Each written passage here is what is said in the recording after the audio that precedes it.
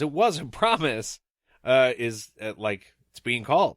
But yes, okay, so Richard eventually says no. I'm not gonna fucking do that. Kaylin would not want that. And he tosses a little bit of black sorcerer sand into the circle of white sorcerer sand because he has a little tiny pouch that he took way back when. And it works. Well, I kind of think, black sorcerer sand is expensive as hell. We know literally the amount that he probably tossed onto the white sorcerer sand were kingdoms. Plural. Yeah, worth. I think it was like even a pinch too. I don't even think he like tossed it, which was like smart because you gotta conserve that shit. Okay, fair. But I would have that on me at all times. Yeah. You never know what you're going to use it for, or hi, I would like to buy this country. There's a grain of sand. Also, how satisfying is that to be the good guy coming in after the bad guy just spent hours and hours and hours laying out this fucking spell and just be like, bloop! He's stomping on his sandcastle. That's what he's doing. Oh, I see what you're working on there. Kick. Fucking spell. That's right. The circle turns to blue fire. Richard approaches Dark and Rawl with a stone of tears held out in his hand, doing the exact thing he's not supposed to be doing, being all like, right. Fuck you. He's threatening him with the stone, and we know that that's a bad move. He was warned in no uncertain terms that he is not supposed to use that stone, and he remembers what Warren told him, right? And Richard reconsiders. That would be very, very satisfying. That would be, using it to send Dark and Rawl back to the underworld, but then the Keeper is probably going to get loose, and then all life is dead anyways. But he would have gotten back at Dark and Rawl. But instead of doing that, he hangs it back around his neck, and then he does the super bad I don't know what it is about Richard finally realizing that he can call things to himself by just holding his hand out. And I thought it was funny because his power is based on need. So he's like, I need that. And it just flies to him.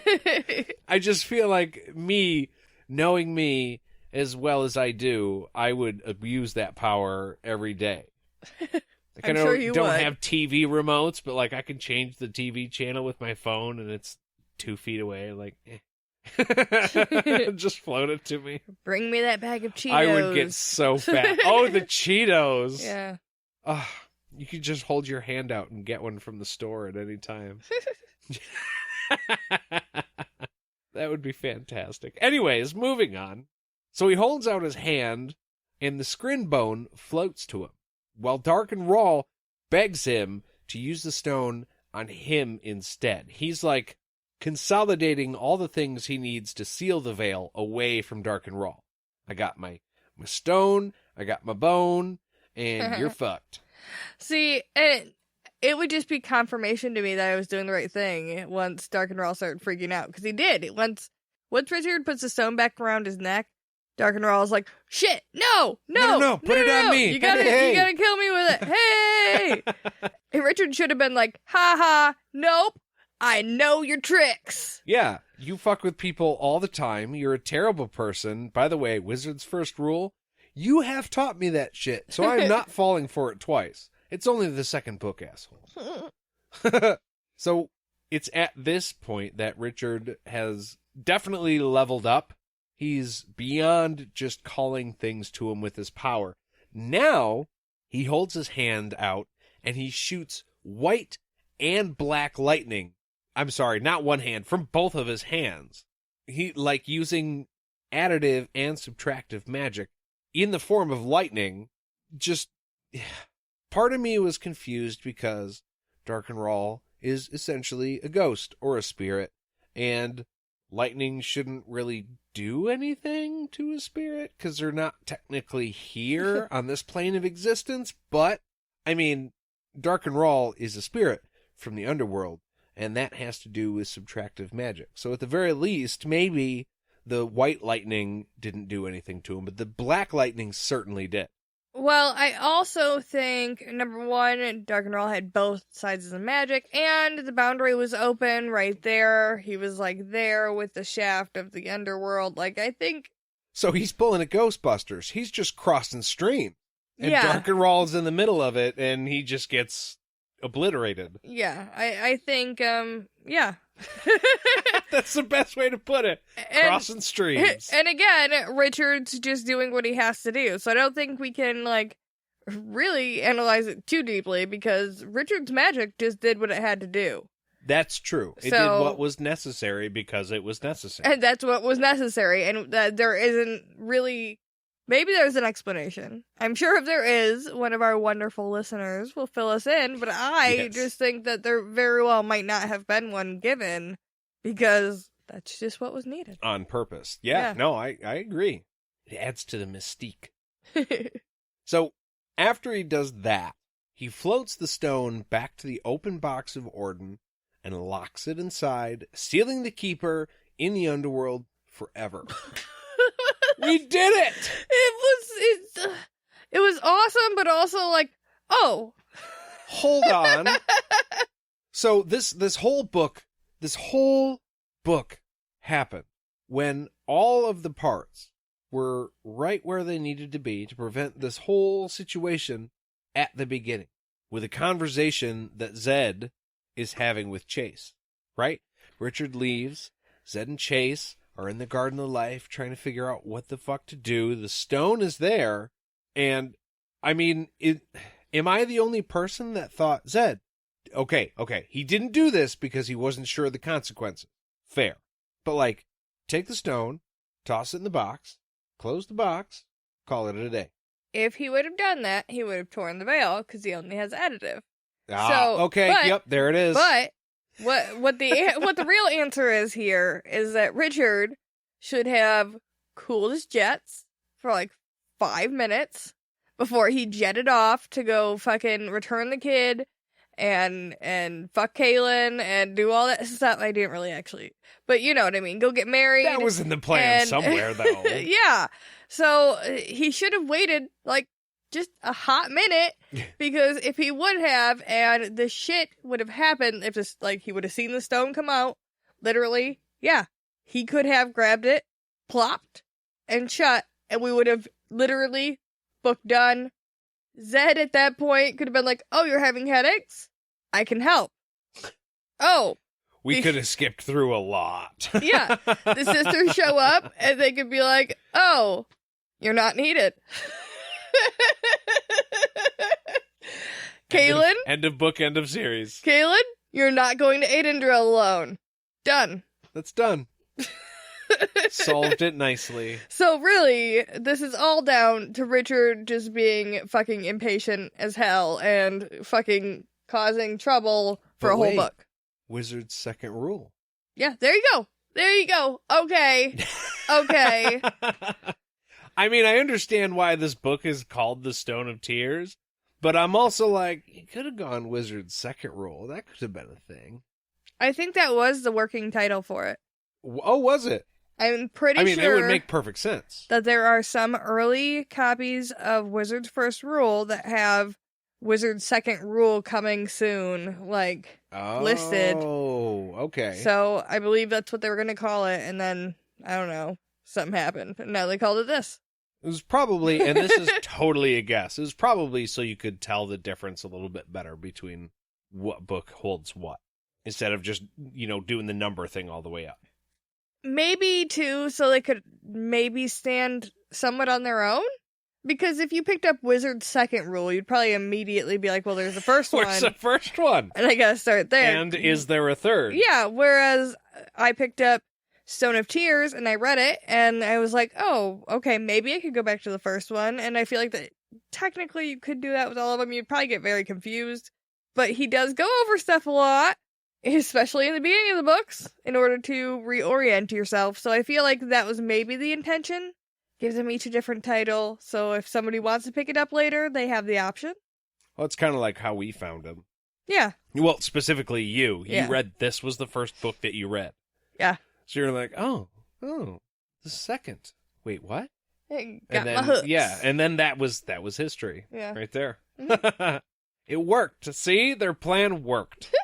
So after all of this happens, Richard is standing there having defeated Dark and Rawl, and the Radahan falls off of his neck. This was a test of pain. Yeah. He was willing to sacrifice himself. Like you said, it doesn't have to be a physical thing. It's an emotional thing. And he used both sides of his gift also. I don't know if that matters. I'm assuming it factored in there somewhere. He became all-powerful when he needed to, and the magic was like, yep, War Wizard, you're good. And also, like, the mark on his chest disappeared. So that leads us to believe that Darkenrall is no longer a thing? I think. Like, we killed him before, and then he popped up. Yeah. And now he effectively killed him again. So at the very least, he's in the underworld. Well, and it's like, the tropes from most TV shows or movies where when the bad evil thing dies, all the magical spells are released and all that shit. So yeah. Scar's gone. That means that Darkenrall is dead. Well, we must know that must be the end of, all of it, because there's only 2 books in the series, like we were just saying. Oh, of course. So yeah, that must be it. That's the end of the troubles, guys. So outside the garden, General Trimac tells Richard his lightning killed all of the enemy troops. All the dudes that were surrounding them, the lightning blasted out of the Garden of Life and, killed all the bad guys. Specifically the bad guys. Yeah. The people who chose to stay on Richard's side, they were fine. Yeah, Trimac is like, dude, it was so badass. He was like, Zed told me that there was a spell going all through this palace. I didn't believe it, but lightning went all through the halls. It cut down all the bad guys, but the good guys had to stand up. It was so cool. Sir, level with me. Can I get your autograph? And Richard, he's so humble. He's like, dude, I don't even know what I did. I was in there. So, whatever. Yeah, he's like, literally, no idea when that happened. And unfortunately, Trimac also tells Richard that most of the day is past at this point. He was there first thing in the morning, dawn. And now it's late afternoon. So, we could take a guess, but he's probably been at work 8-10 hours. Which, it just makes you wonder which parts were, extended. You know what I mean? Because they talked for, not very long. A couple lines were exchanged. That's all. Was there, a very long extended stare at each other moment while he was floating that stuff? Did that happen over a half an hour when he was floating the scrin bone to his hand? I want to say it was probably Richard using the lightning on Darkenrall. He was using the gift, he was in the zone, and normally we know when he tries to touch his Han, a lot of time goes by. That's true. But from Trimac's point of view, it made it seem like the lightning came all at once, late in the battle, like they had fought all fucking day. Yeah. And then suddenly they were gone, so I don't know.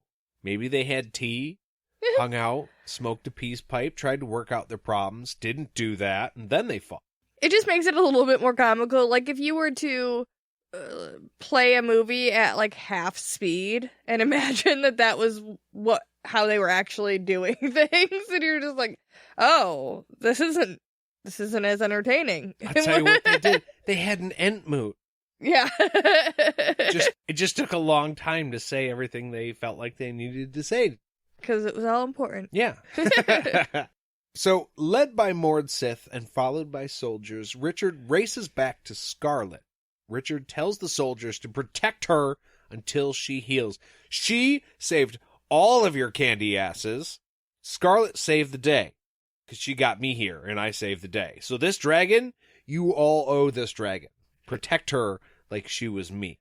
Y'all better get up some orange fencing, block it off. This is a dragon zone now. Oh, yeah. She lives here now. So yeah. She's going to need to eat 3 of you per day. Just so you know. And I don't know. Maybe she would be hungry because Scarlet reveals that this whole time she's been pregnant. And her weakness isn't necessarily due to the fact that she was, shot out of the sky at the beginning of this chapter. But she just gave birth and she has a brand new egg. Okay. Hold on. I just want to say something. To our knowledge, the only dragon that anybody has seen or talked about at all in any of these books is Scarlet. And her baby. Her baby, Gregory? Gregory. Right. Okay. So, I don't know. Maybe Scarlet is flying off to some distant lands